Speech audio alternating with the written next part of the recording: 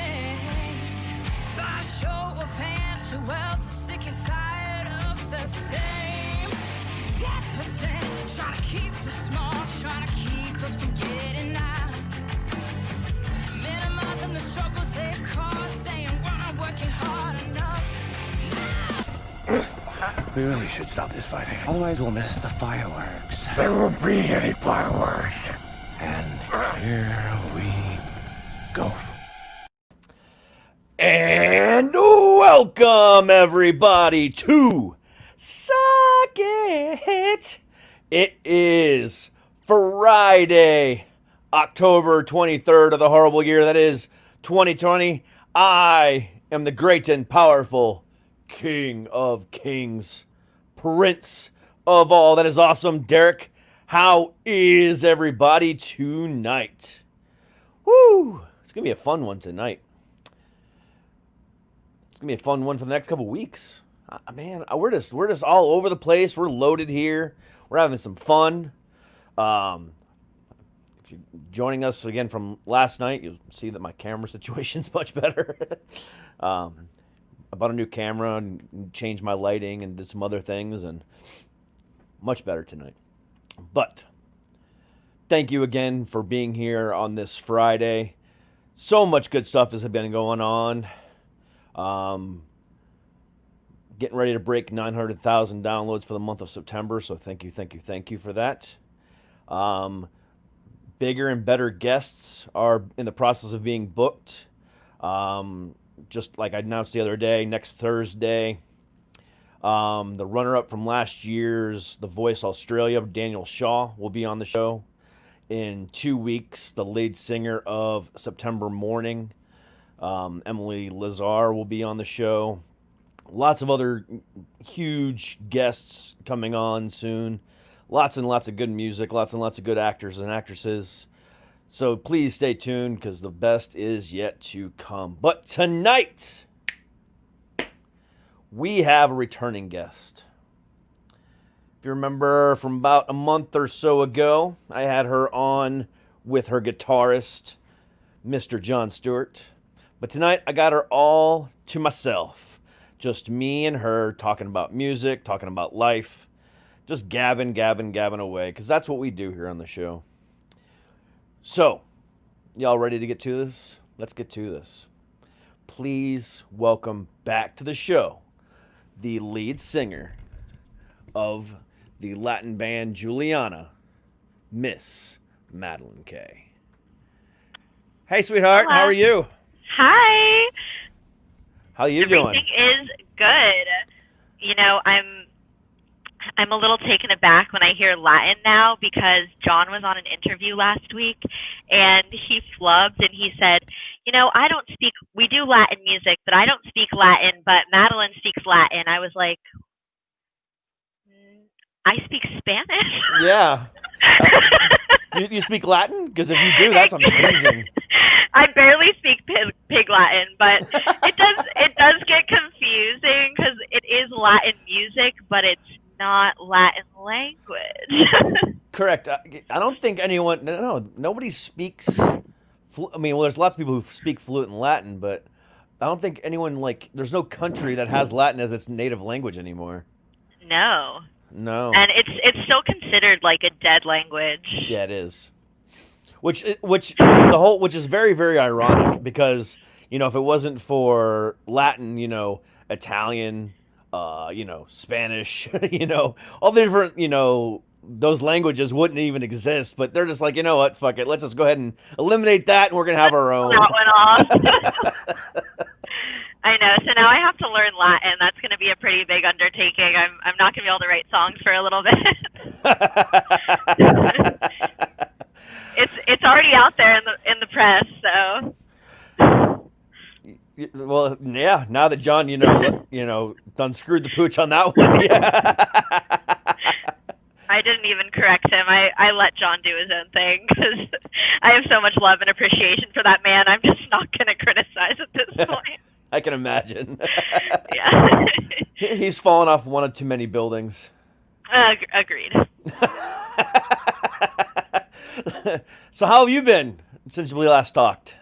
You know, it seems like so long ago.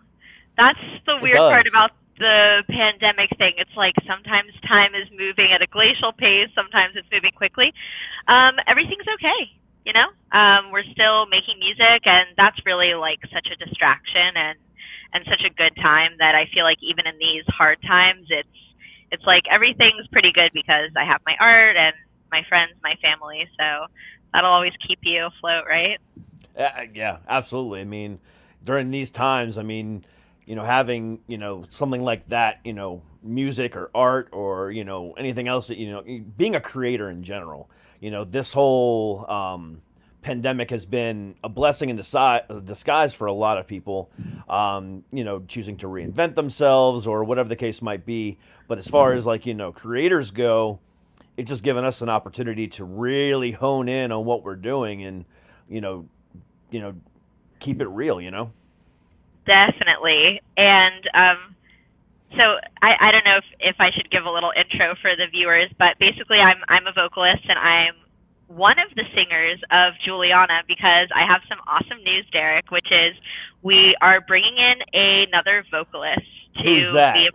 to be a part of our band. And her name's Lily Frazier. Okay. She's an incredible talent. We met her through the recording studio that we record at. She was working with the same sound engineer, and he has this crazy ear and basically figured that our voices would mesh really well together. And she started coming to rehearsals, and this was like 3 weeks ago. And so it's becoming sort of a Fleetwood Mac type of thing. That is awesome. I'm really happy. So that's a new addition that's keeping me really excited. And it's like, even though this is a new project, new things keep occurring and coming into the project too, because we are so new and we don't necessarily have that like established audience yet. We're still able to like bring in another vocalist, bring in different musicians, and of course we have our core band, but it's so fun working with another singer too. So Yeah. For a second there, I thought we were going to say Tasha. I love Natasha, and I I would love to collaborate with her, but with Juliana, we wanted Natasha and I have a similar vocal range, so we definitely wanted to expand the range of the band with some like soprano notes, and Lily really brings that into the project. So Yeah. it's been really fun, and as a longtime vocalist, sometimes you get to the point where it's like, where can I go from here? And having a secondary vocalist be like, oh, let's pop this harmony in, and she's a pianist, so that really helps. And we already started recording with each other too. So Oh, that's awesome. we have a one song that has both of us on it now, and we recorded that a week ago. And I heard the playback at the end of the night, and I told our sound engineer Miller, I was like, it sounds like Aliens. Because our voices together, like the low harmonies of my voice and then her upper register, it's just like there's an invasion happening. That's awesome. So when are you guys going to record and release that video? 'Cause you need to introduce the world to her. I know. John moves everything pretty quickly, so we're recording a video of a song that she wrote this coming Monday, and that'll be released pretty shortly on hopefully we're going to have it released on the Let Me Help Foundation benefit, which is November 24th. Yes. And that's the musical benefit that's going to benefit COVID and other individuals who are experiencing certain crises. It's a new nonprofit. So super excited about that, and that will be Lily and my debut performance together. Yeah, I had Johnny on Wednesday promoting that event. So yeah, I'm really stoked about that. I mean, everybody from Ozzy Osbourne to Leland Sklar, and you guys, and the B-52s. I mean, it's going to be a stacked freaking card. I mean, that's a hell of a concert. Yeah, some TRL vibes. Yeah, I'd say that. So, what else have you been up to? I mean, obviously we know about the music, but all we did was talk about music last time. Let's we're gonna play your new song and my favorite song by you guys, Los Rosas, excuse me. Mr. I don't speak Latin at all. We're gonna play those two later, but what else has been going on for you? I mean, you're keeping busy, but what's going on? Derek, music is mi vida. I know, but there's got to be other stuff going on. Actually, this last weekend I traveled. I went to the Midwest. My little sister just started college there, and she's getting through it, but it's tough. Like, she started school at University of Wisconsin, and then 2 weeks in, her dorm got hit with the virus. Oh. And so they told all the kids, they gave the kids like 3 hours notice. Either you get out of the dorms or you go to isolation housing. So she had to get out of her dorm, like 18-year-old kids. They're not responsible. And so I wanted to go visit, and like I'm super close with my family, so that was nice to go visit the Midwest and have a little vacation away from this reality. Yeah, but it's Wisconsin. I mean, it's beautiful. I'm big on nature. Like, mental health wise, ideally, like, I would live in Colorado, a place where I could be like hiking and around mountains every day. Like, being able to be out in nature and just see trees and see mountains and see wildlife. It's so calming to me and like really grounding. So that was something I did when I was in Wisconsin over the weekend. I rented my own car, and I just like in the morning, early morning, I would drive and go take a hike like somewhere I hadn't seen. And it really like opens the mind and opens the heart and sort of frees you in a way. Like, you're not thinking about basic stuff. You're just in the present. Oh yeah, I mean, I know that feeling all too well. I mean, where I live at in North Virginia, we got the mountains right there in West Virginia, and we got all these mountains around us. I mean, just to be able to go for a drive or a hike. I mean, we're going hiking tomorrow. I don't even know where, but we're going somewhere. So that's gonna be fun. But like, you camp? Yeah. You're gonna camp out? No, we're just gonna go hiking. Mm-hmm. I mean, we're gonna go hiking, then probably hit a brewery on the way home, and come home and take a nap. Yes. So my dad, before I was born, he was big into travel and saw a lot of the world, and he actually hiked Kilimanjaro in Africa. So I have a lot to live up to. Damn. In my hiking career. And I think it was this week, like 40 years ago or something, that he hiked it. Wow. He reached the peak. He didn't just hike it. He reached the peak of Kilimanjaro. That's insane. But I'm not like that kind of hiker climber, but I feel like I would like to be if I lived in the location. Have you read Into the Wild? That's one of my favorite books. No, I have not, but I know about it. Yeah, such a cool story.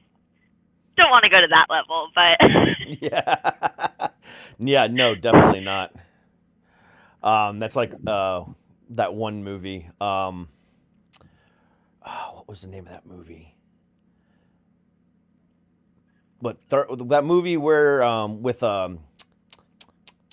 Dave Franco. I knew that's what you're talking about.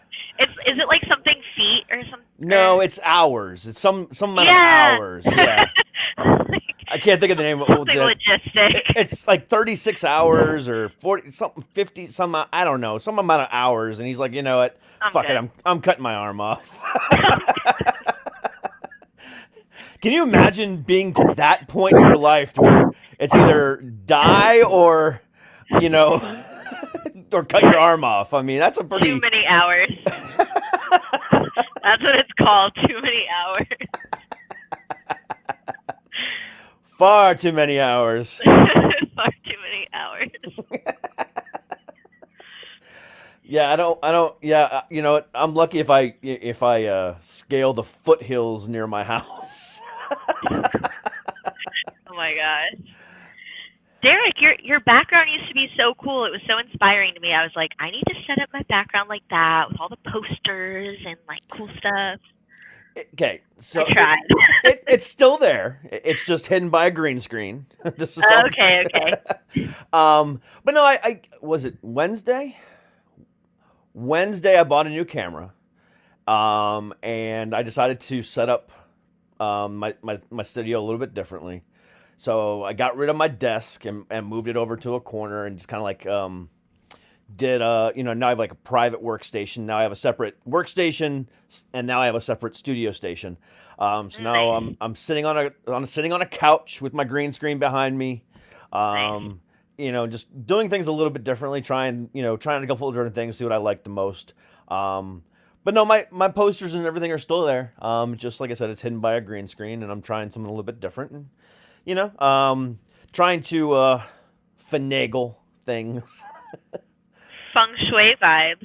Yeah, I mean, it's more comfortable. Like I said, I'm sitting on a couch versus my chair, but it's different. But I like it so far.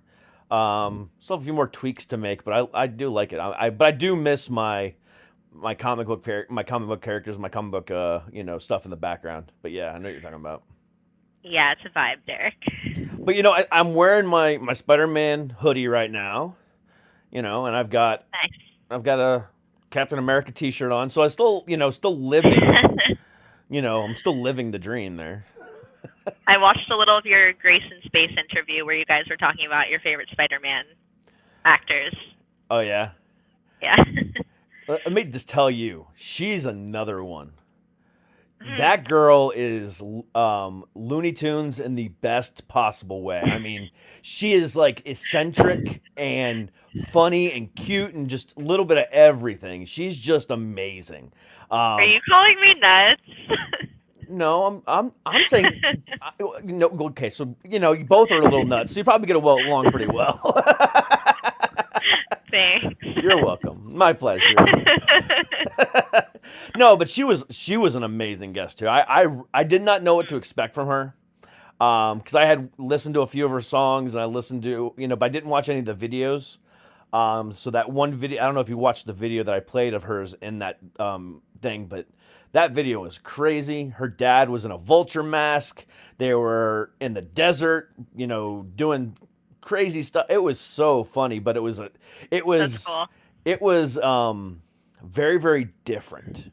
But no, Yeah. her music is amazing. She's got like a voice that reminds me a lot of I'm losing my train of thought. Janis Joplin.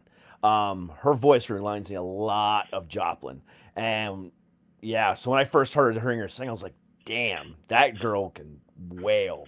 So yeah, she's another good one. So you never know, you might get to collab with her one day too. I do a pretty good Joplin impression, not gonna lie. I was at a karaoke bar in Costa Rica and I sang Me and Bobby McGee. Ooh. And I was like, okay, like this is pretty much just for my own entertainment. No one's gonna know this song. And someone came up to me after and they were like, "Que bueno, es mi canción favorito," like it's my favorite song. I was like, cool.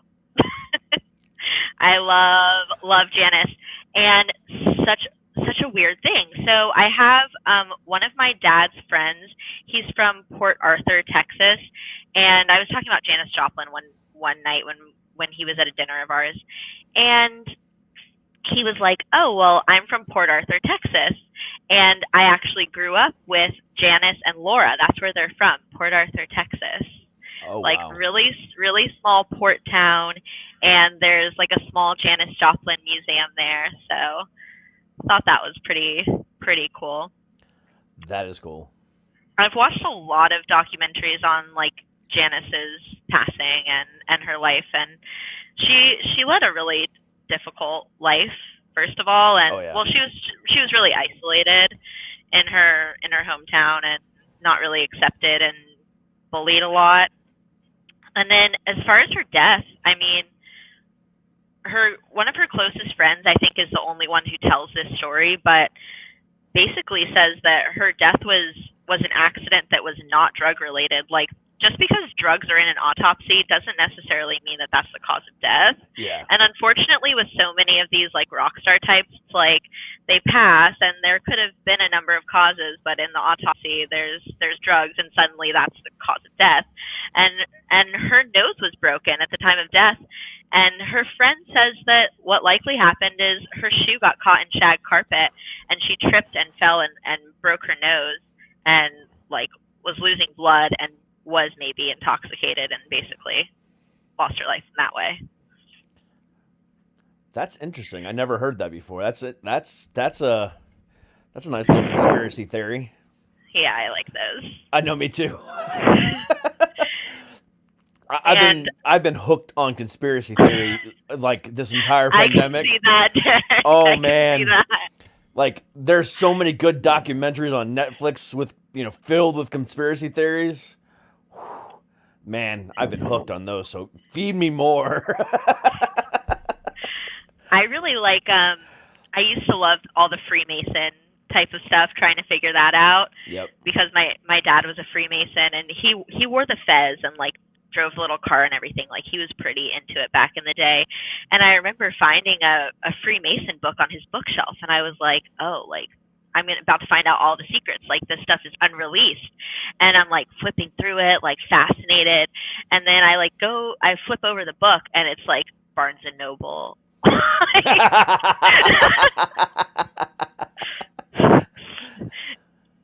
Extremely disappointing. Yeah, I mean, there's a lot of secrets in that organization. Mm-hmm. I read, what was it called? There was a Dan Brown book, the same guy who wrote Da Vinci Code. He did one about the Masons. I cannot remember the name of the book. It was the third or fourth in the Langdon book series. It was after Angels and Demons, I believe it was. But yeah, I read that one. That one had some interesting stuff in it, like a lot of interesting stuff. And you never know, with Dan Brown especially, especially after Angels and Demons and Da Vinci Code and stuff like that, because there was a lot of historical fact in there. You never know. Yes. You never know with him what's real and what's not, and it's really captivating. I love how he does that. Definitely. I read those books. I was way too young when I read those books. I think I understood some of it, but not all of it, but should probably reread them. Yeah. I mean, I remember reading the Da Vinci Code.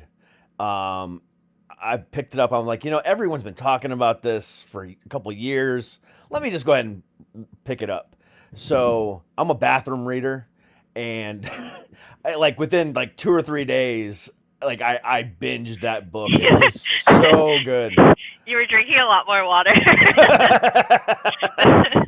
Finding every excuse in the world. There we go again.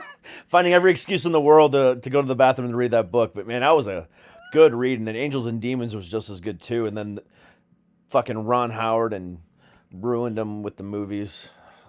Yeah, I didn't love the movies. You might appreciate this, Derek. You have just a daughter, or do you have more kids? I have 3 daughters. Yeah. Oh my gosh. Okay, I love this Milano's commercial where the mom is in the bathroom eating a bag of Milano's, and the daughter's outside. She's like, "Mommy," and the mom's like, "It's Dad." Yes, I know that commercial. That is so good. Yeah, that sounds about right. Hiding cookies in the bathroom or in your bedroom, that is the oldest trick in the parent handbook. If you ever notice that your parents' sock drawer is a little bit more, empty than it normally is, and then, then they go grocery shopping and all of a sudden it's full again. Yeah, there's cookies underneath those socks, let me tell you. A little hint to all the kids out there. Do you have a lot of youthful listeners, Derek? No. My primary age range is 24 to 44. 70 demographic. Yeah, that is seriously, that's 76% of my audience is 24 to 44. That's if anyone's under the age of 18 listening to the show, please turn it off now. This show Follow is not. me. You follow her, but do not follow me. I am not kid friendly. 9 times, 10 times out of the day, my daughter will look at me and she goes, "You realize I'm 10, right?" Oh, my bad. Amazing. My bad. I forgot you were there. Amazing. My 18-year-old said the same thing to me for the longest time too, so I feel that. I loved babysitting in high school. I don't have children, but I think I always treated the kids a little more adult than they were too. Like, I tended to become the favorite babysitter because I liked to make music videos with the kids I would babysit. Like, their parents weren't going to let them do that. I had my MacBook like every time we're rewriting songs and stuff. Thanks, Chandler. My brother brought me a straw. Aw. So I don't hit my microphone with my glass of water. Do you want kids? I don't think so. No? That's a dangerous thing to say as a woman. There's so many social pressures, I feel like, for women to want kids, to want a family. And to me, like, I love kids, but there are multiple facets to this question for me. I want to focus on my career, and I want a music career. And I know that as a mother, I wouldn't want to be away from my kids as much as I hope my music career is going to have me traveling and being in different parts of the world and being at shows at night. So there's that part. And then the other facet for me is, okay, this is a pretty bold statement, but I feel like we are at a population level on Earth that is maxing out our resources, and I would feel guilty bringing more children into the world. No offense, Derek. You can have one of mine. So I would maybe adopt like an older child, but I don't think that I would have kids of my own just because of that sort of guilt aspect. Like, we are maxing out our resources on this planet, and I feel like there's not really a plan for how we're going to be able to continue producing like as much food as we produce, as far as cattle goes and different animal sciences. One of my uncles actually works for the United Nations, trying to create different farming communities in the international arena, because we're so reliant on cattle and animal products, and those release noxious gases and ruin our ozone layer. And there are just so many layers to like food production, and especially in Florida, we're maxing out our resources in produce and in cattle, and all of that runoff from fertilizer and all of those chemicals are going right into our aquifer. The Florida aquifer is like getting ruined. All of our spring water is overcome with fertilizer. For a long time, our oceans had serious algae problems, and all of those things are really important to me. I'm really big on as I drink from my plastic straw. This one's reusable, but I drive a Prius. Like I'm such a brat. I care about the environment and the issues, at least talking about the issues and trying to, in a way, as consumers, though, I feel like so much of the blame isn't really on us. So when I feel guilty for my plastic straw, I'm like, wait, like 5 companies contribute to 40% of the toxic gases that destroy the ozone layer. So it's a mixed bag. Yeah, it is. 100%. So let's go back to see, I told you we're gonna get personal in this one. Let's go back to what you said earlier. So, you're not sure if you want to have kids, because you want to focus on your career and stuff like that. So, what about your love life then? Oh.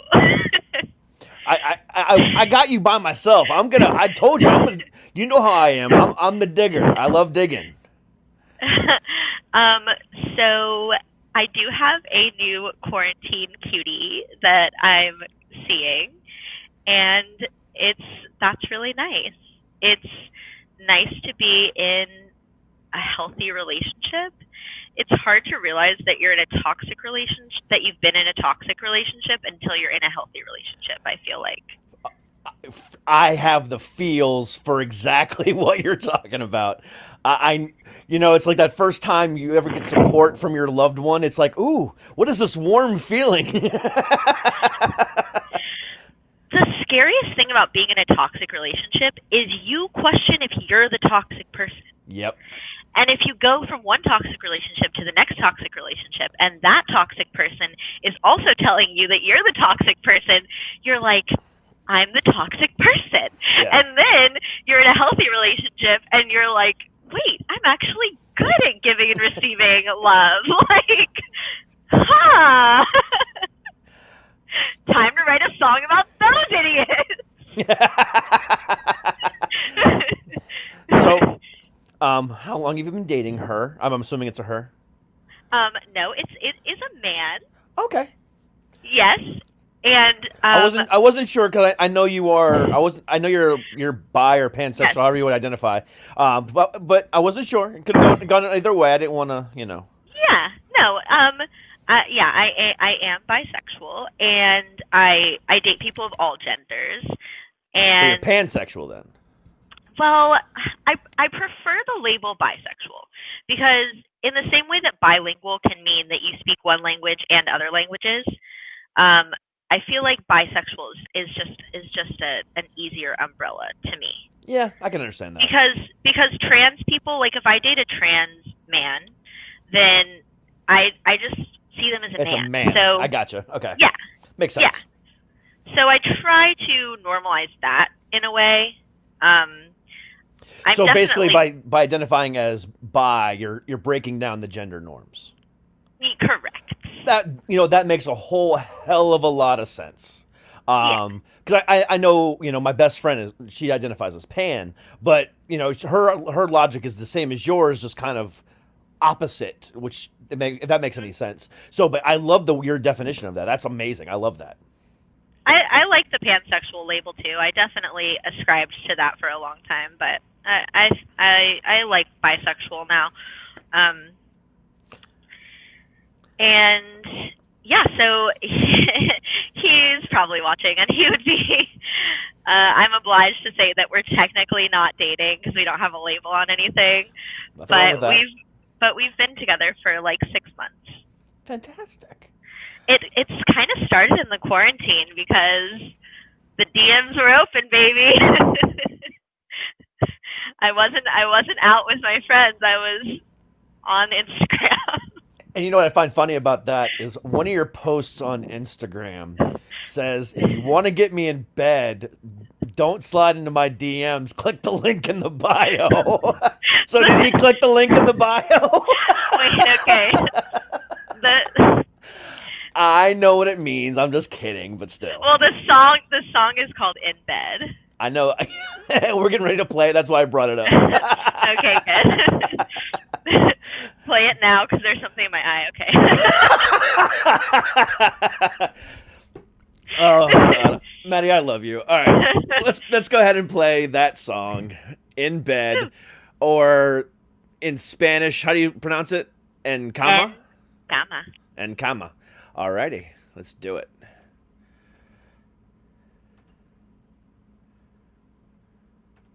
Oh, hold on. Let me remove my overlay here. Let's float in space for a second. Sounds good. Love that constellation.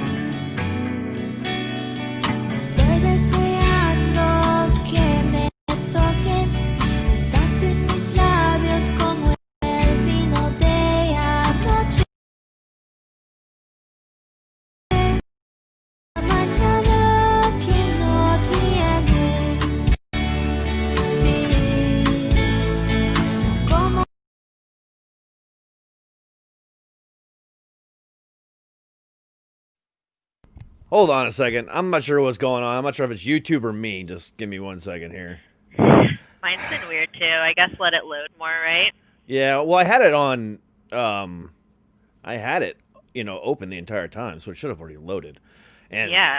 I'm running, 500 meg internet, so there shouldn't be an internet issue here.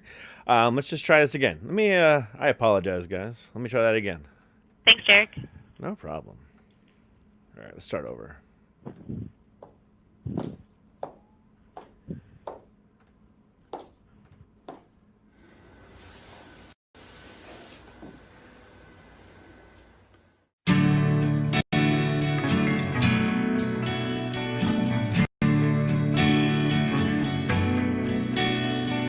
Estoy deseando que me toques, estás en mis labios como el vino de anoche, una mañana que no tiene fin. Como te gustaría tus huevos, me gustan los míos en la cama. Disfrutemos mientras es nuevo, que es mejor que el pijama. Tengo un sueño que no quiero parar. Sábanas son suaves como sonatas. Veo el mundo cuando veo tu cara. Quiero tu luz, cierra la persiana. Como te gustaría tus huevos, me gustan los míos en la cama. Disfrutemos mientras es nuevo, que es mejor que el pijama. Tengo un sueño que no quiero parar.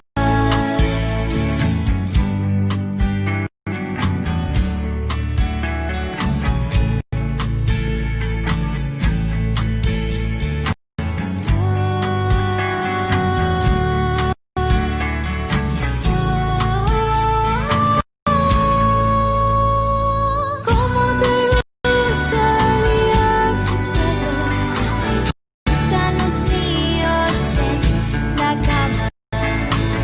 Disfrutemos mientras es nuevo, que es mejor que el pijama.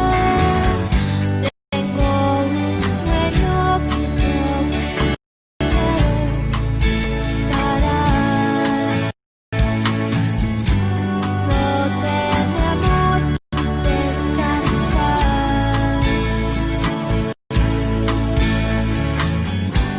No tenemos que descansar.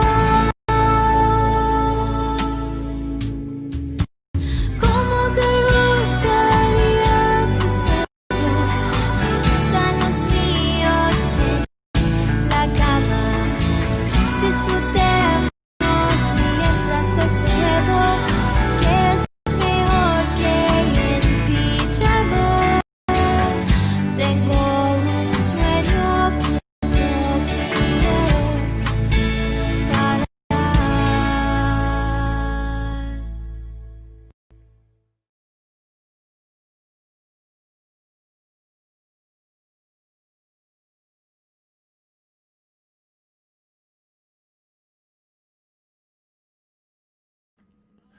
All right, there we go. Sweet. I hope that was just a YouTube issue and not my, not the actual audio from the whole broadcast here. Oh. I don't know. Actually, I messaged my boy while we were on the break, and he didn't say anything about the audio, so should be good. Okay. So I guess it's a YouTube issue then. Yeah. So I ran a speed test while it was playing. I'm like, okay, I'm having no issues here. And I'm actually plugged in on my Ethernet. I'm like, okay, so it's got to be a YouTube issue. Oh wow. Oh well. Wasn't too bad. I just heard the dial-up noises.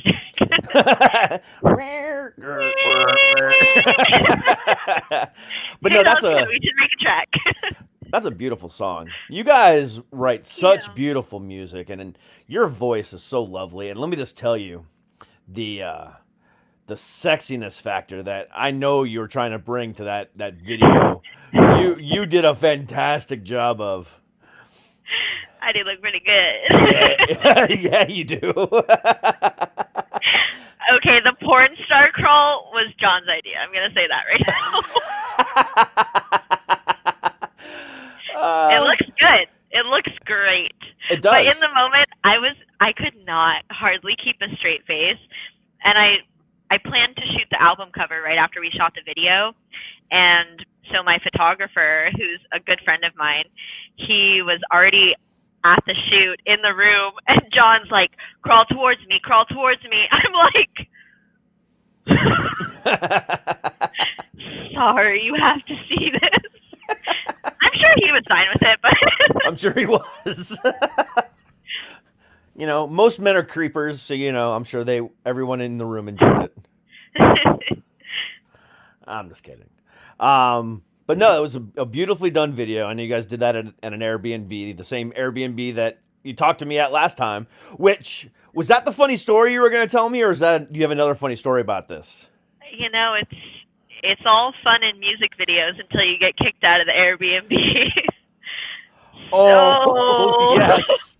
Bring it. Okay, so basically, when I knew that I wanted to shoot the video there, first of all, I had booked another Airbnb prior to that one, and then I didn't get John's approval, and John decided that we needed more shots and a more dynamic video.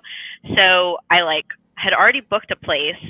Both of these places were local, so I'm like, okay. So then I couldn't cancel that one. So then I booked the secondary one, and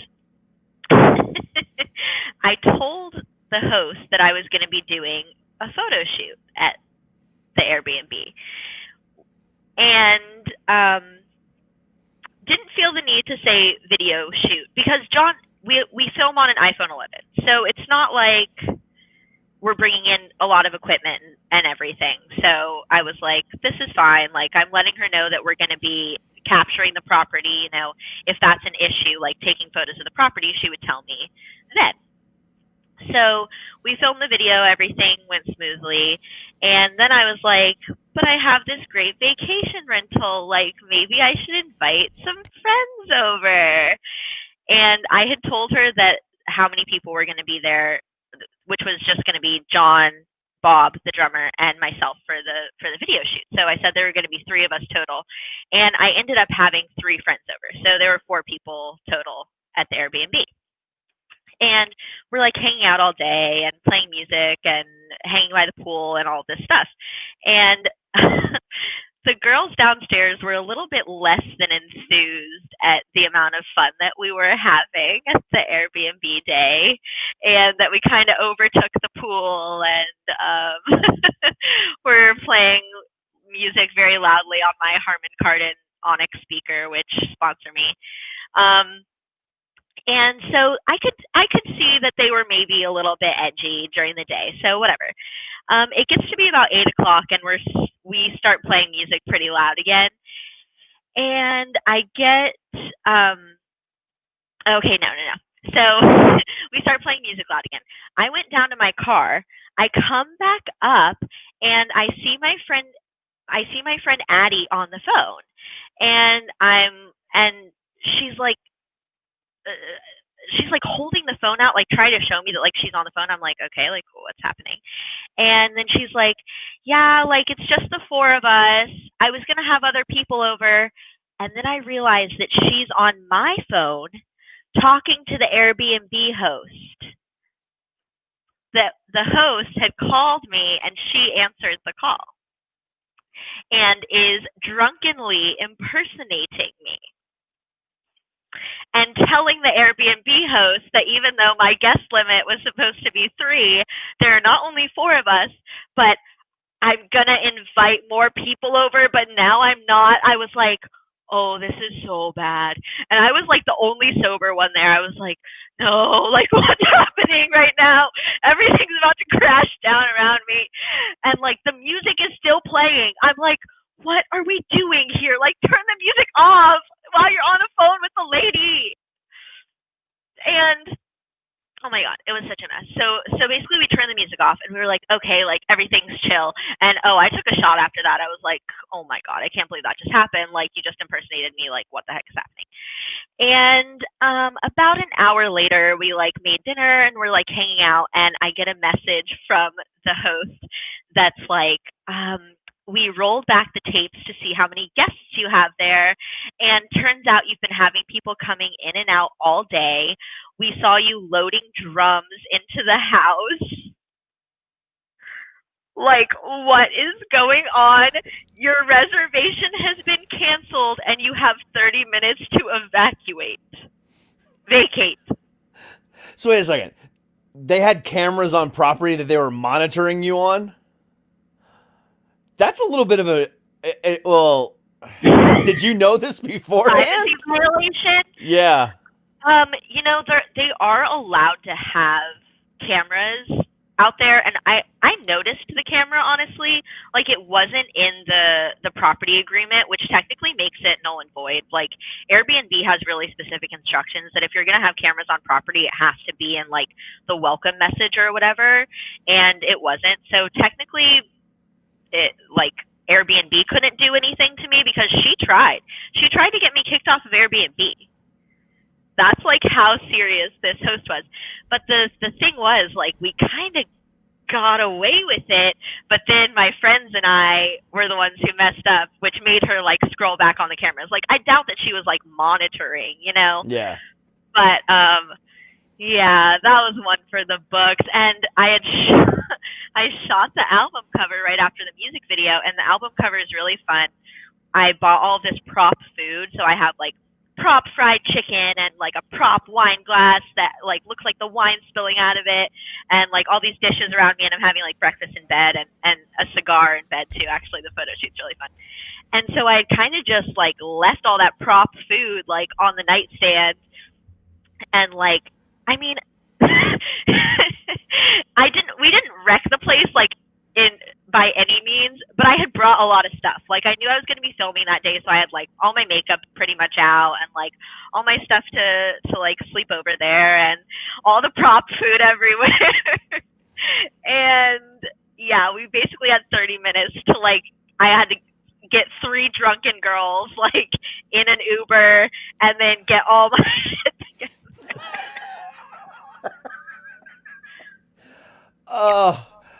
The life of a musician. Yeah. I definitely felt that vibe. I was like, this is what rock stars do, right? Like, they trash places and they get kicked out. Yeah. Like, this is just a part of the career. So, sorry, Catherine and Kyle, if you're listening. Also, shout out to Yenny, my Airbnb support lady, who did not get me kicked off of Airbnb.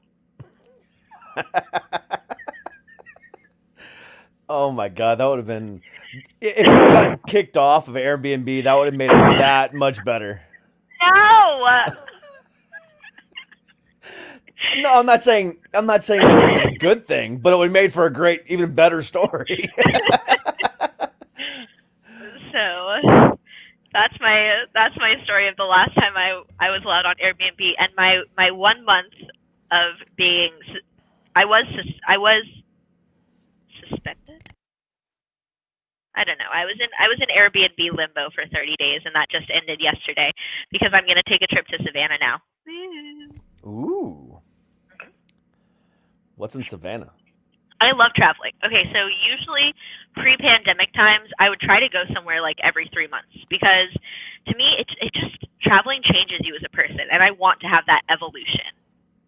And so I try to travel and take like short distance trips every 3 months. So living in Florida, it's pretty easy because I can actually like hop over to the Bahamas. The Bahamas is like 60 miles away from me. Yep. 60 miles due east. So I'll do that. Or like Savannah is like a 7-hour drive. So I'm going to pop up there and just get away for a little bit. Last time I got away was February, I went to Atlanta. That was the last time I did anything exciting. The last time I was in Atlanta, I was just telling this story last night. I had such a crazy time. I went to see Jack White and a couple other artists like Lana Del Rey at a music festival, and I was done seeing all the music. It was like 2 o'clock in the morning, and I go to my car, and I had parked right in front of an area that had a bunch of signs that was like no parking, but I had literally parked like right in front of the sign. So I was like, I'm good. And Florida girl, like I didn't know any better, parking uphill. And I get back to my car at like 2 in the morning and hop in my car and put it in drive, and it starts rolling backwards down the hill. Yeah, sounds about right. I was not as amused as you are, Derek. Okay. I've had that happen. That's why I can laugh about it, because I know that feeling. It's horrible. I'm like, where's it gonna go now? Luckily, when you're at the end of a music festival, there were a lot of people leaving the festival, so like these two guys stopped and helped me and like pushed it up the hill. But yeah, my naivete. Yeah, I remember when I was first learning how to drive. I learned to drive on a stick, the way most people nowadays don't learn how to do. But regardless, and I thought I had it. I was down. I could do it all day long. But then I got to a hill, and going uphill and then braking on a hill in a stick, and then learning that quick clutch, freaking gas on a hill is the hardest thing ever. I ended up reverse rear ending somebody. Like I didn't do it fast enough. I ended up going backwards and hitting him. And I was like, okay, I need more practice. So that's why I know that feeling, of going backwards when you're supposed to be going forwards. It's like, wait a second, this is not right. I want to learn how to drive stick. So my aunt she passed away before I was born, but she's definitely one of my guiding forces because she was a lesbian, and I know a little bit about her life, but I know she was badass. But she drove for U.S. Mail, and she only knew how to drive stick. And the mail trucks back, even in the 90s, the mail trucks were stick operated. Mm-hmm. Pretty cool. But she was also in a biking club called, can I curse on here? You can say whatever the fuck you want. She was in a biker club called the Dykes from Hell. My aunt was. I had a feeling it was going to be that word. When you said that, I was like, oh, I know it's coming. And like the fact that she reclaimed that word during that time period, I think is pretty badass. I didn't say that word for a really long time because I was like, it's a slur, it's not good. But now that I'm like more a part of the community, I'm like, no, we have to own those types of words. And it's the best way to like reclaim it and show our identity is powerful instead of something to be ashamed of. So yeah, I mean, and there's still some women that shy away from that word in the community too. But like just like with the male gay community, I mean, there's tons of different, types. There's twinks and bears and, polar bears and this type of bear and that type of otter and everything else like that. But, yeah. But then, and I know in the lesbian community, I mean, there is like dyke and power dyke. Those are, endearing terms, in that community. I would never actually go up to say, oh, you're a power. No, never use that word in that way. But I mean, that's how they identify. But you're right. I love that they're taking back that word. Just like, women are taking back the slut word, as a powerful term. I mean, I know women who have taken the whore word, and turned it into something endearing. There's a band, a metal band by the name of... In this moment. I love you even more than I did 5 minutes ago. You know what whore stands for, right? No. Women honoring others, rising eternally. Yep. That's the Love moniker. it. That is the moniker she gave it. Was women honoring others, rising eternally. Eternally, yeah. Cool. Yeah. So, anyone out there that's ever heard the song "Whore" by In This Moment, that's what that song actually means.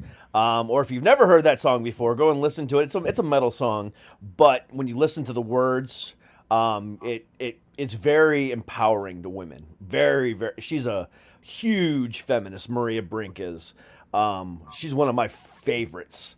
I have been blowing up her manager and agent's email trying to get her on the show. Right. But yeah, so I have been massively in love with her for years, like years. She's a badass.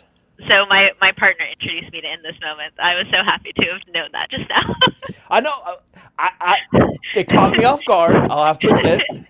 But yeah, like I've seen her in concert now twice, and she is such a polarizing figure. Like that woman knows how to have a stage presence and be empowering and sexy and feminist and everything you could possibly think of as a strong, powerful woman, like all in one person. That embodies that lady. So especially for her to do something so bold and using that word is such an empowering word. Yeah. But yeah, when I first heard that, I'm like, what the hell? Women honoring others, rising eternally. I was just taken back by that. That's amazing. But yeah, I mean, that's the one thing that I love about the music business. And in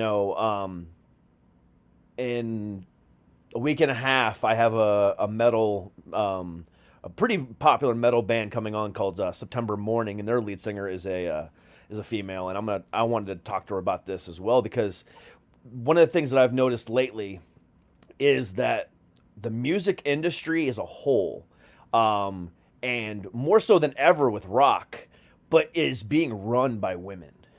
I mean, some of the biggest artists out there, and some of the ones that are making the most change and driving the most I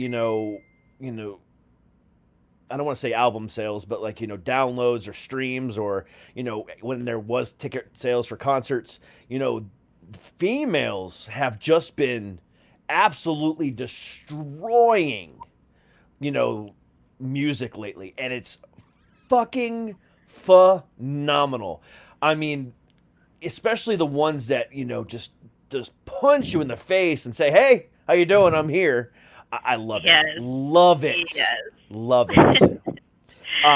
If you want another, good to hear a man who loves female empowerment. Me? Oh yes, absolutely. I'm a huge feminist. I love women. I mean, but I love women in an endearing way. I'm not one of those creepers that's like, I love women. But I love women because it's, I've been so, all my friends are women. I have my best friend, my pansexual best friend, Maddie, she's phenomenal. She is phenomenal. Then I have my former co-host of this show, Kat, who's just a huge person in my life. Then my wife, obviously. But no, I don't have male friends. I only have my female friends. And that's why I love it. But there's another one, similar to In This Moment. If you like In This Moment, there is another band that's been around for a while that has a female lead singer. The name of the band is Ginger. Cool. The lead singer's name is Tatiana, and this woman, you will be blown away by her voice. She's one of those women that has 5 octave ranges, and if you go and Google her name or the name of the band Ginger, they spell it with, instead of G's, they spell it with J's, so Jinjer. Okay, cool. Yeah, and then look her up on YouTube. You'll see about 50 or 60 different vocal coaches who react. Those vocal coaches react. Yes. Yes. all reacting to this one song of theirs, just because of how many different octaves and levels she goes all over the place in the song, and they're all just blown away by her. So Cool. that's another one that you need to check out. Okay, rock on, I will. Yes, but no. Again, that's why I love talking to you. I love talking to Tasha. I love talking to Grace and all these, really, really, up and coming, female musicians, because again, you guys are really leading the charge in music. I mean, as I'm sending out my daily emails, if I'm not reaching out to Jimmy or Eileen or my other PR rep Holly, if I'm trying to show, guest myself, as I'm like going through, Twitter and Instagram and pages after pages of searching for emails and blah blah blah blah. I'm like, damn, everyone I like is a female lead singer or a female led band. It's like, damn, how many are out there? This is getting, it's not excessive by any means, but damn, I'm hitting send a lot today, and I love it. I absolutely love it. It's phenomenal.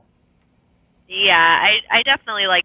Well, I don't know actually, because I'm like a pretty big Aerosmith fan. I like male-led groups, but I guess not modern ones.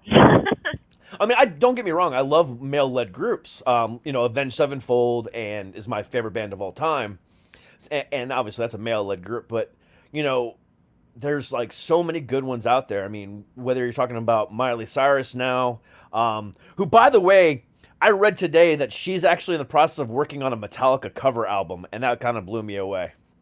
I have been listening to her Heart of Glass cover on repeat. My sister showed it to me last week, and it's incredible, Derek. She did a charity concert last week or the other day, over the weekend or something like that, for the Whiskey A Go Go, world famous concert hall in California. John used to play there. He talks about it a lot. Well, yeah, the Whiskey Go Go. So she did, because they're on the verge of closing down, and she did a charity concert to save them. Yeah. And she did a good job. But one of the songs that she sang was "Zombie" by the Cranberries. Oh. Oh my God! It brought a tear to my eye. I'm gonna watch. Yeah, it's all over the internet. I mean, it's everywhere. But yeah. Nice.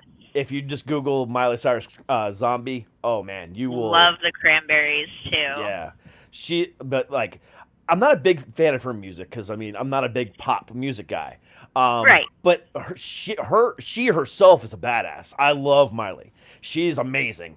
So yeah, that was a good one. And then you got bands like Hailstorm and In This Moment, and that just constantly, just like I said, Ginger, and then the band September Morning, and a band called Lacuna Coil out of Italy. A lead singer is female.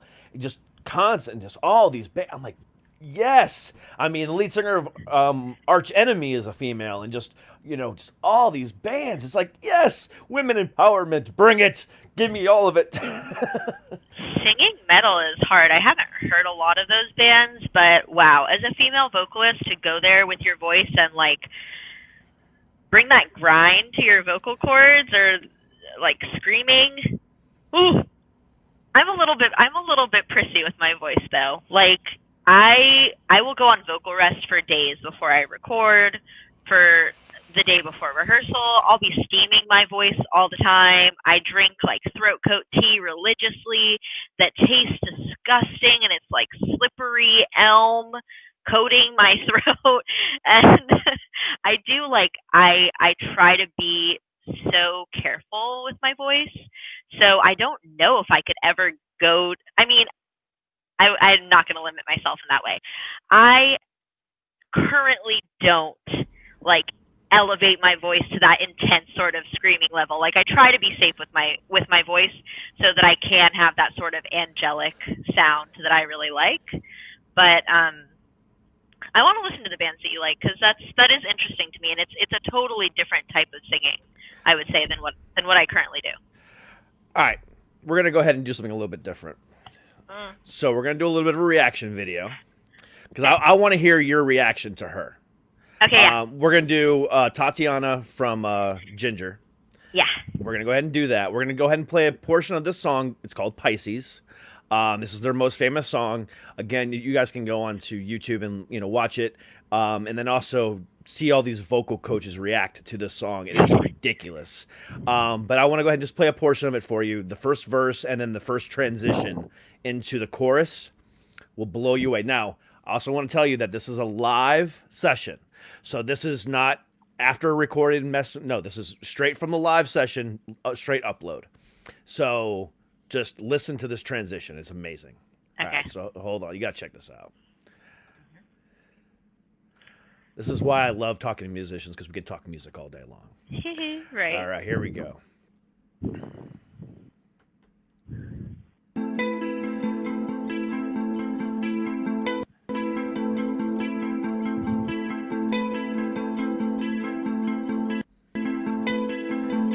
Just listen to this. It's amazing.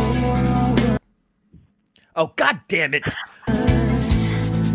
See, it's YouTube.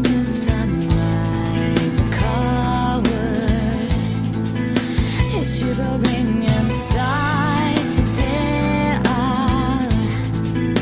I'll be a friend of mine who swallows suffering with smile. I drew a So clean. reality with unconditional loyalty. Ego hardly can be picked 'cause I'm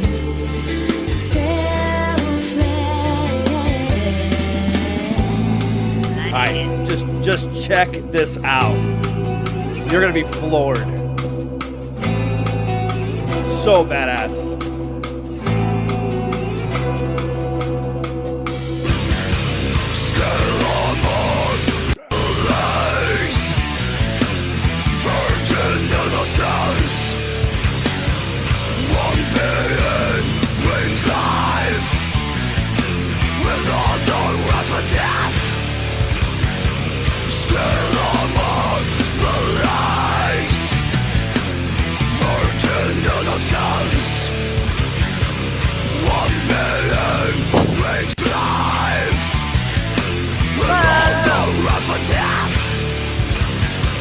And then just listen to her transition back with no issues at all.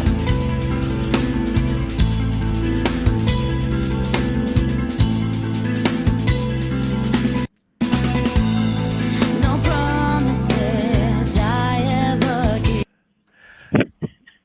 Just tell me that's not badass. Just tell me that's not badass. I think there's some poltergeist like inside her mouth. What? She has just amazing vocal control, and she sings from her gut. I mean, she doesn't use her throat. I know. Her vocal fry. I'm gonna get all technical on music jargon here. Sorry, Yeah. folks. Well, I'm talking about the folks at home who are listening. Her vocal, I know. her vocal fry is second to none. I mean, Yes. that, for those of you who don't know what a fry is, imagine holding your breath, or get ready. So take a deep breath in and then just push it out and then stop it. Okay. And then hold your breath and then literally just force everything out of your lungs. And it just kind of, and you're not using your vocal cords there. You're using underneath your vocal cords. There's another flap there, but as long as you're doing it like that, and then you can kind of go up or down and make screams or growls, and it's just, but the way she does it is so epic. That is very And extraordinary. You want to hear something else even more extraordinary? Yeah. She is self-trained, never had a vocal coach ever. Whoa. That's very dope. Yeah. And again, that's why, and it's not just metal.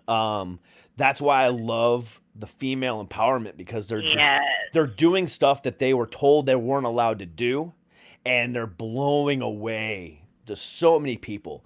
I mean, there's a live concert version of that song when they were playing at, it was either Download Fest in the UK or Rock am Ring in Germany, but like 150,000 people just absolutely bowing down to her awesomeness, and it's just Right. it's insane. But again, that's that's what I love about the female empowerment movement in music. Period. Not just rock. That they're doing things that they were told they could never do. Pulling off things that they thought only men could do, and it's phenomenal. I can listen to Ginger all day long. I can listen to Hailstorm all day long. In This Moment, yada yada yada. But I I love music. I just love music. Fucking That was A. so awesome. I just love music. And on that note of like empowerment, I definitely, I guess not vocally, I'm not necessarily challenging what I feel like a woman is expected to do in music, but lyrically, I definitely am. I mean, the video that we just watched, it's basically demanding your partner to stay in bed with you all day. And so I like having those moments where I'm able to be totally confident and like defy all of the norms that say that a woman can't say what she wants to say. And I love doing that through my music. I love being able to overcome any sort of limitation. So, and be the confident person that I am. I've never really limited that. And I think a lot of people still do. And there's just no need anymore. I mean, I think that breaking the norm is the new vogue. So. Oh, absolutely. You got to break the norm. You've got to punch your way through. The only wall that's standing in front of you is yourself. And that's the honest to God truth. If you think there's a wall, standing in your way from you and success, then that wall is you. Nobody's putting that wall there in front of you. And if there's somebody's trying to, then you're surrounding yourself with the wrong people. But again, but even then, if you're surrounding yourself by the wrong people, then again, that wall's still put there by you. So regardless, that wall is yours to own. Break through it. Man, female, trans, man, woman, child. I don't care what age you are, 80, 90 years old. Fucking do it. It's your life to lead, and you need to just do whatever the hell you want, because you know what? It's your life. Live it to its fullest. If you want to quit a $90,000 a year job to start a talk show begrudgingly of your wife, in the middle of a pandemic, do it. And for the wife, call BetterHelp. Exactly. Right there. BetterHelp.com/SIPod for 10% off your first month. and for the men that are single out there, use Manscaped. Use some code SUCKITPODCAST for 20% off. Shave your balls. That's what it's there for. Wait, not all men have balls. That's true. Then shave your genitals. It doesn't matter. Shave your armpits. I don't care. Use Manscaped. Use the Manscaped Lawnmower 3.0.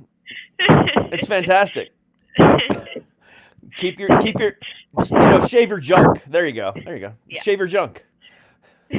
Regardless of what kind of junk you have, just shave it. And use Manscaped. Great commercial. I think we tightened the demographic right there too. But it's funny about Manscaped. I just signed up with them as a influencer, sponsor, whatever I have with them. But when they sent me the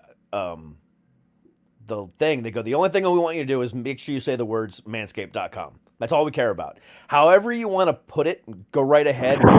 They said, we're not a conservative brand. Say whatever you want. Have fun with it. Whatever you think is going to entice your listeners. Nice. So I said, okay. I mean, your podcast is called Suck It. So I'm sure they knew that's what they were getting into. Yeah, but you know as well as I do, suck it doesn't mean that. You know the real meaning of it. But they didn't. They didn't even ask. They were like, whatever. They didn't know it was a mental health thing. They thought they could have probably know that it's a porn podcast. They don't care. Oh my god. Oh God, I love talking to you. You're so much fun. I did notice about halfway through the podcast, this scarf has like what used to be like a full moon on it. But I was like, oh my gosh, it looked like Death Stars behind me. It does, doesn't it? I'm gonna go for my Princess Leia look now. 1 second. There you go. Woo! See, you need to pull off. You need to go on to Amazon and order the gold bikini too. John would like that. And I'm sure your man friend would too. See, I didn't call him boyfriend or dating person. I said man friend. I'm occupied. I'm not going to say anymore. We know he's watching. And I make offhanded comments because I'm used to making them with John, but John is also a very respectful gentleman, as are you. Oh, yeah. But we definitely like to make those offhanded comments with each other. Oh, absolutely. And that's the whole idea. The other day, I was being myself. And everyone knows I'm a jokester. 95% of the stuff that comes out of my mouth is all meant as a joke. And this person just got completely offended by the things I was saying. I'm like, but the thing about it is the person would, and I'm not going to say it was a man or female. I'm doing that for a reason, but was saying similar stuff back to me, and I'm just going back. I'm thinking we're spitballing and just having a roast back and forth, and then this person just starts throwing stuff at me. I'm like, what the fuck happened here? I thought we were having fun, and all of a sudden, you went way out there and legitimately insulted me and called me out. I'm like, you just you made a similar joke 5 seconds ago before I made my joke. How are we doing this? And it really legitimately hurt my feelings. I was like, that was kind of fucked up, but it is what it is. Yeah. I am not everyone's cup of tea. I will admit that. I have pissed some people off, but it happens. But again, You're I've my never. cup of tea, Derek. Well, good. I'm glad I am, because you and I have very similar personalities, and I love that about you. But it's all fun. I do it again to make people laugh, because again, the whole idea of the show is to make people laugh. Come here and laugh your problems away. Listen to some good music, talk to some good artists and, actors and actresses. And, I might make a couple offhanded, off-color remarks, but you know what? It's never meant seriously. And if you ever take it that way, please just DM me and yell at me for a second and I'll explain myself away, whatever. That's the importance of finding your people, though. Oh, yeah. I'm so lucky that I have some amazing close friendships where I feel like we literally answer the phone and we're already in that joking dynamic. We know literally nothing that's being said is serious or even on the planet of normalcy. But you got to surround yourself with good people that understand you and want to have that laughter in life, because that's what keeps life happy and interesting and not heavy. Exactly. You got to keep it lighthearted. You got to keep it, if you're not laughing, you're not living, is the way I look at it. Totally. My best friend Ryan, he worked at a couple of talent and casting agencies out in LA. So now pretty much every time we call each other back and forth, it's please hold for Maddie. You get the assistant first. So that's kind of our running joke. You're welcome to borrow that. I'm about to say I need to start doing that. Especially, You're a busy man, Derek. Checking out all these female-fronted bands on Instagram.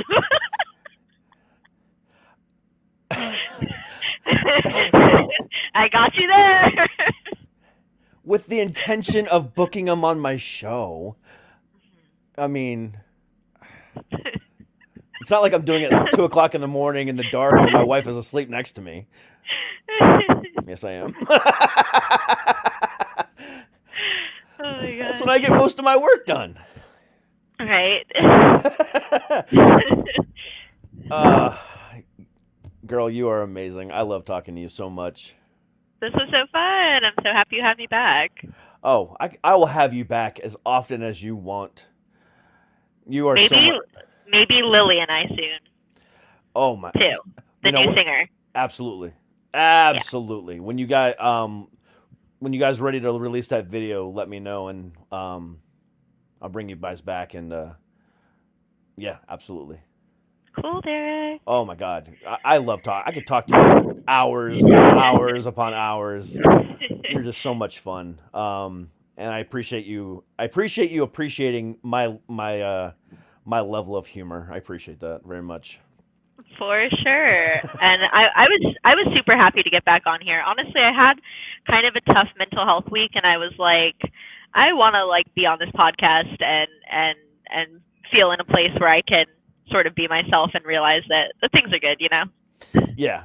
And again, I mean, that's, you made that point again, regardless of the off-color jokes and the stupid things I say most of the time, again, this show is centered on mental health. It always has been. It always will be.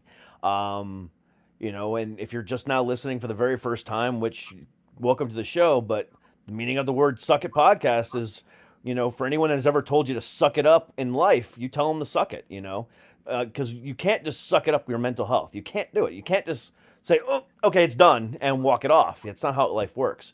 So you deal with your own way, your mental health in your own ways. And you know what? I hope and pray that you come to this show and listen to, me for an hour and a half or hour and 45 minutes each day, Monday through Friday, and, laugh your problems away, or at least walk away knowing at the end of the day that people like myself and the actors, actresses, artists, directors, celebrities that come on this show deal with the exact same problems that you deal with. And, I wake up every day. I'd have to take, 2 different pills in the morning and different pills at night. And, and sometimes it still doesn't work. I still have my days. That's the downside of being bipolar. But you know what? I come on here every day with a smile on my face because I know that I'm at least helping one person every day. Yes. And that's the serious so side of empowering, it. Derek. I'm so happy that you said that, and that you're so vulnerable. Like being vulnerable and open with our mental health is the best path, and Absolutely. showing other people that they're not alone. So yeah, exactly. I mean, I have no problem talking about my suicide attempts. I have no problem talking about the struggles that I went through to get to this point. I have no problem at all about it. I mean, I even make in my stand-up routine, I even make jokes about my suicide attempts because I mean it's a way to, it's cathartic. It's just the way it is. It's nothing to laugh about, but I have to laugh at it because otherwise it's like, did I really think about doing that? Because that depresses me by itself. So it's like I have to and like I said, doing this show every day is very, very cathartic. I mean, to know again that for myself, to remind myself that I'm not the only one with these problems. I say to let you know that you're not alone. Well, shit, I need to be reminded of that too, because I do feel alone most days. I'll be on the talking to you or talking to somebody else, hanging with my daughter or my wife, and it's like I still feel alone. It's like, what is wrong with me? And it's the worst feeling in the entire world. But you know what? I try to everything I can do to move on and keep it real because that's what I do. oh yeah, that's a lyric of the song that I'm recording on Monday. The song that Lily wrote that I'm it's an English song and I'm popping in a Spanish verse on to make it a Juliana song. And one of the lines that I wrote is, "When we're together, I still feel so alone." And it's about being in a toxic, abusive relationship. And the part that leads into that is, when we said we were twin flames, I didn't realize the smoke was blinding me. When we're together, I still feel so alone. Ooh. That got me right here. Ooh. That's deep. Gracias. Yeah. When you're ready to do something with Lily, just shoot me a DM. Cool. Don't go through Eileen. I mean, you can go obviously, but just shoot me a DM. I book, my show just as much as they do. So just shoot me a DM. I want you back Derek. again. I will have you on for every new release that you have. I will bring you back on. I don't care. You can be like my constantly reoccurring guest. Because I just love talking to you. You're so much fun. Thank you. And I'm so happy that you're gonna see how Juliana has already become elevated and changed.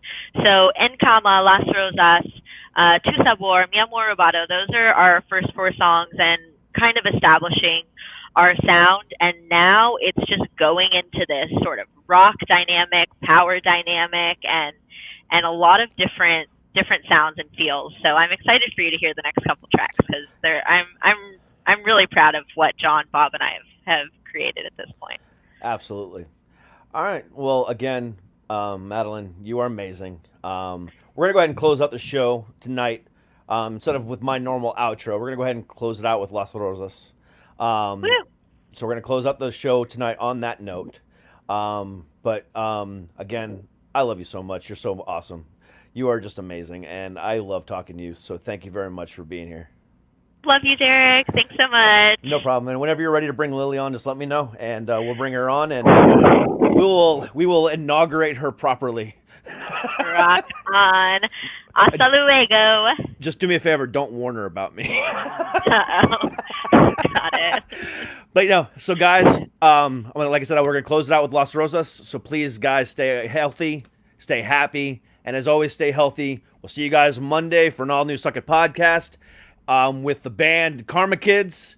I love you guys. We'll talk to you on Monday. But until then, here is Las Rosas by the band Juliana, led by our beautiful guest this evening, Miss Madeleine Kaye. You guys have a good night and take it easy. We'll see you Monday. Bye. Sus ojos saltones, oscuros, inteligentísimos y grandes, están difícilmente detenidos. Casi fuera de las órbitas por párpados hinchados y protuberantes como de batracio.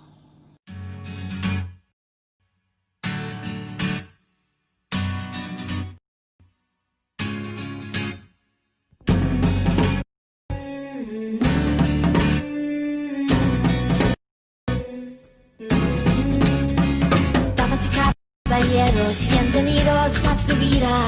Es hora de color como el mundo de Frida. Tiren la casa por la ventana. Vivan como si no hubiera mañana. Es sobre el momento, no la lana.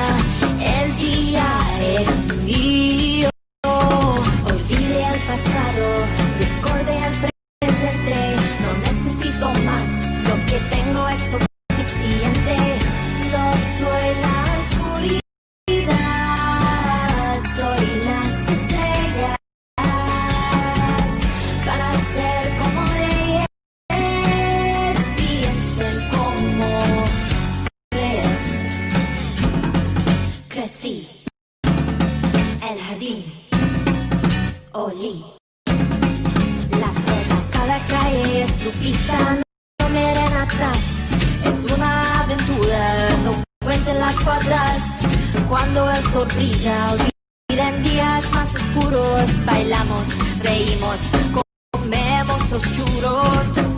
Después de todo, la vida es pan comido. Olvide el pasado, recorde el presente. No necesito más, lo que tengo es suficiente. No soy la oscuridad, soy las estrellas. Para ser como ellas, piensen como